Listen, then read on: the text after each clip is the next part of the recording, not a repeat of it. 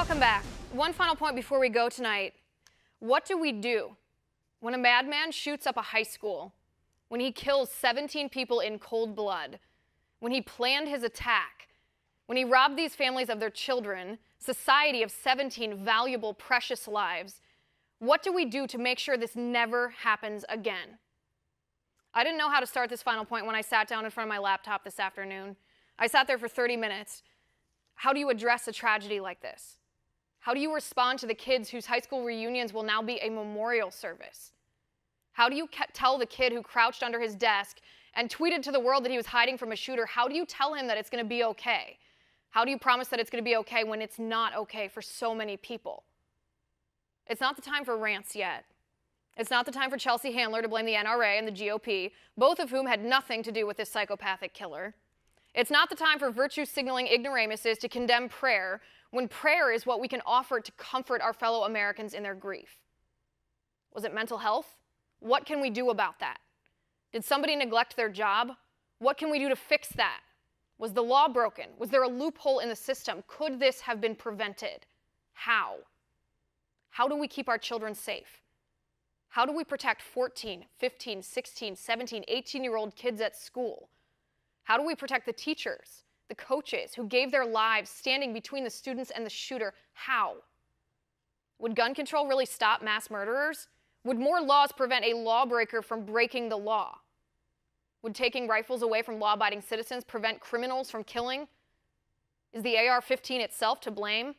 What are the unintended consequences of gun control? What would happen if we banned AR-15s? Would that keep people safer?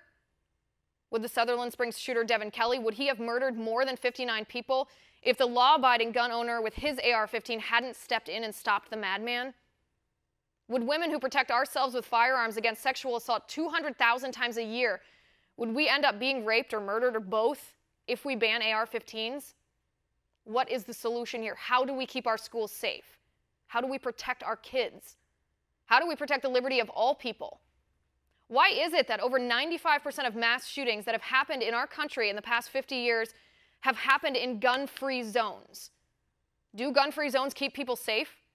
Do gun-free zones invite killers to wage their attacks because the killer knows that nobody else besides him has a gun? Nobody is equipped to defend themselves. Look at the history of gun-free zones in our country. Do they work? Do they achieve the purpose Democrats promised when gun-free zones were enacted?